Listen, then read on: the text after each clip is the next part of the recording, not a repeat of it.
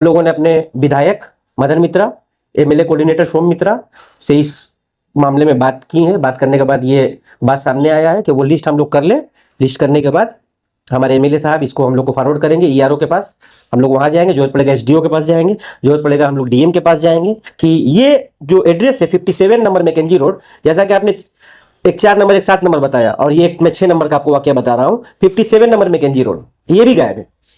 तो ये election commission का साजिश है या कहीं पर टेक्निकली कोई फॉल्ट?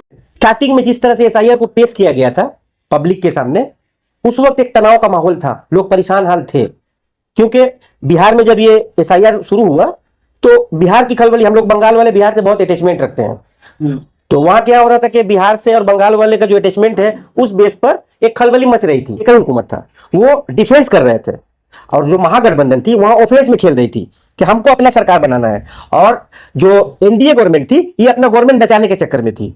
उनके पास एक एडवांटेज था कि डीएम उनका था, एसपी उनका था, वहां जितने इलेक्शन ऑफिसर हैं टॉप प्रायोरिटी जिनको दिया जाएगा वो सब उनके अपने थे। तो उन्होंने वहां पर जो अपना खेल खेला है उसका परिणाम हम लोग सब कोई देख रहे हैं। जब सुबह बैलेट पेपर खुला था उस वक्त महागठबंधन सबसे आगे जा रही थी, और जब बक्सा खुलना शुरू हुआ तो आप देख ही सकते, आप लोगों ने देखा है कि किस तरह से रुझान पूरा का पूरा बदल गया। 4 नंबर और 7 नंबर ये 2 वार्ड में एक पूरा जो बाड़ी है वो 2 बाड़ी जो नक्शा से मैंने मैपिंग में नहीं है, 2002 के एसआईआर लिस्ट में नहीं है।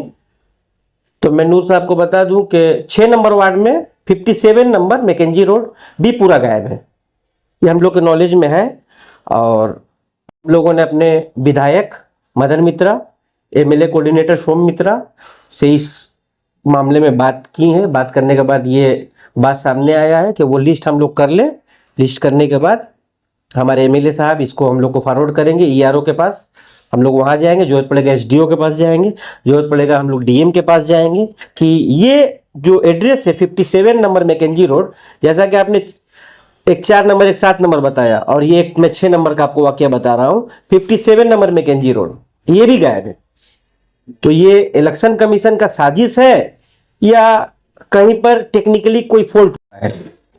क्योंकि हम लोग का जो पहला लोट वो अगर 2002 में नहीं था तो 2025 में भी लोग वहां रह रहे हैं, वो वोटर कार्ड लेकर मेरे पास आए थे, उसके बावजूद उनका नाम नहीं मिल रहा। तो हुआ क्या है कि 2025 में 1 जनवरी को जो वोटर लिस्ट आया हुआ है उसके बाद से लेकर अभी तक अक्टूबर तक कंटिन्यू बीच बीच में आपको सप्ली के तौर पर वोटर लिस्ट ऐड हुआ है। मगर हो सकता है कि हम लोग को जो लिस्ट मिला है वो अपग्रेड नहीं होगा, हम लोग एक बार और उसको अपग्रेड करके या इलेक्शन कमीशन में जाके एक बार उसको हम लोग फिर से वेरीफाई करेंगे। स्टार्टिंग में जिस तरह से एसआईआर को पेश किया गया था पब्लिक के सामने, उस वक्त एक तनाव का माहौल था, लोग परेशान हाल थे, क्योंकि बिहार में जब ये एसआईआर शुरू हुआ तो बिहार की खलबली, हम लोग बंगाल वाले बिहार से बहुत अटैचमेंट रखते हैं, तो वहां क्या हो रहा था कि बिहार से और बंगाल वाले का जो अटैचमेंट है उस बेस पर एक खलबली मच रही थी। तो उस खलबली के तहत जो लोग मजबूत थे उन्होंने इंतजार किया कि देखा जाए ये होता क्या है एसआईआर। और प्रदीप कौर जो हमारे पड़ोस के ही वार्ड और पकड़ लीजिए पड़ोस का विधानसभा ही है, वो इस बात को नहीं सह पाए और सुसाइड कर लिया उन्होंने। मगर जब एसआईआर लागू हुआ 28 तारीख से, 28 तारीख को प्रेस कॉन्फ्रेंस से इलेक्शन कमीशन ने इस बात को वाजा कर दिया कि 4 तारीख से लिखित रूप में पेपर वर्क के हिसाब से 4 नवंबर से लेकर 4 दिसंबर तक एसआईआर चलेगा। उसके बाद से जिस तरह से ममता बनर्जी का निर्देश आया, हम लोग के साधारण संपादक अभिषेक बनर्जी ने जूम के जरिए तमाम लोगों से वीडियो कॉन्फ्रेंसिंग में उन्होंने जो हम लोग को निर्देश दिया, BLA-2 हम लोग को जो हर वार्ड में बनाया गया, हर पार्ट में उन लोगों को वीडियो कॉन्फ्रेंस में बताया गया। उसके बाद से जब हम लोग पब्लिक में निकले, पब्लिक को आश्वासन देना शुरू किए, पब्लिक को रास्ता बताना शुरू किए, पब्लिक आहिस्ता आहिस्ता जो एक हुजूम, एक अफवाह जो फैल रहा था एसआईआर ये हो जाएगा, एसआईआर से वो हो जाएगा, इसमें तृणमूल कांग्रेस के कर्मी ने जिस तरह से आवाम के साथ खड़ी हुई है, आवाम ने उनका भरपूर साथ दिया है और उनकी बातों को सुनते हुए अपने डॉक्यूमेंट्स को ठीक करने की कोशिश कर रहे हैं। और उनके आबो अजदाद के जो डॉक्यूमेंट्स है, कुछ बिहार में है, कुछ यूपी में है, कुछ उड़ीसा में है, कुछ आपको दिल्ली में है, अलग अलग स्टेट में है। तो उसको लेकर हम लोगों ने जिस तरह से पब्लिक का हर जो डिमांड था उसको हम लोगों ने फुलफिल किया, उसके बाद से पब्लिक आहिस्ता आहिस्ता अब उनके अंदर जो एक डर था वो आस्ते आस्ते खत्म हो रहा है। और इंशाअल्लाह रहमान इसमें हम लोग 100% कामयाब होने की कोशिश कर रहे हैं। बंगाल में अगर एसआईआर द्वारा इस तरह से काटा गया नाम लोगों का कट जाता है तो क्या तृणमूल कांग्रेस को नुकसान पहुंचेगा? आपने 2 दिन पहले हमारी मुख्यमंत्री ममता बनर्जी का इंटरव्यू देखा होगा कि बंगाल का आवाम और बंगाल के तृणमूल के कर्मी पहले से ही भाप लेते हैं कि हमको किस तरह का बैटिंग करना है और कौन पिच पर खेलना है। तो वो बिहार था, बिहार में उनका एक एडवांटेज और भी था, इसको हम लोग फरामोश नहीं कर सकते हैं कि उनका अपना हुकूमत था, एनडीए का हुकूमत था, वो डिफेंस कर रहे थे और जो महागठबंधन थी वहां ऑफेंस में खेल रही थी कि हमको अपना सरकार बनाना है। और जो एनडीए गवर्नमेंट थी ये अपना गवर्नमेंट बचाने के चक्कर में थी।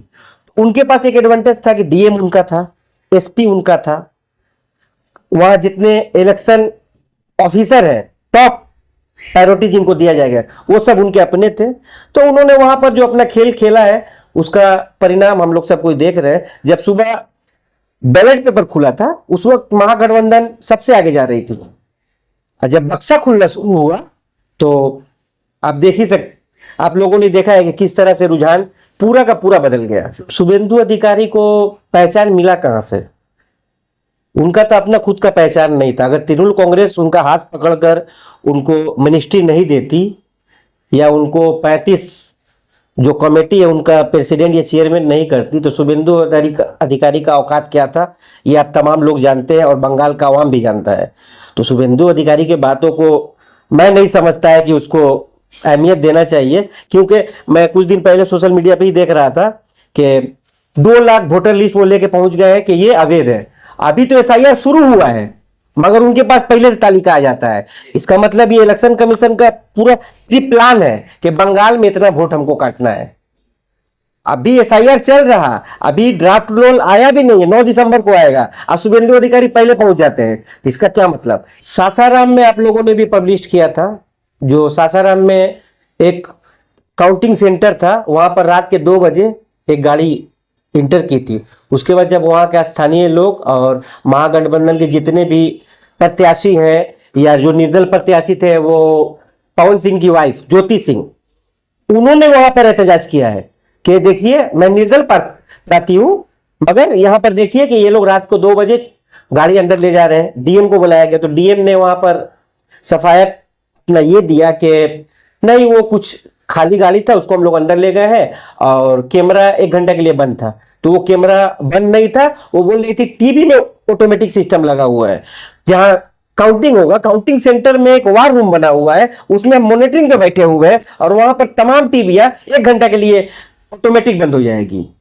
ये जो डीएम का जो जवाब था ये किसी एंगल से एक्सेप्ट नहीं किया जाएगा, क्योंकि उन्होंने पूरा रचा रचाया सजा सजाया बात जो उनको इलेक्शन कमीशन और जो उनको एनडीए के जो अपर लेवल के जो नेता है उन लोगों ने बताया है कि ये बात आपको वहां कहना है।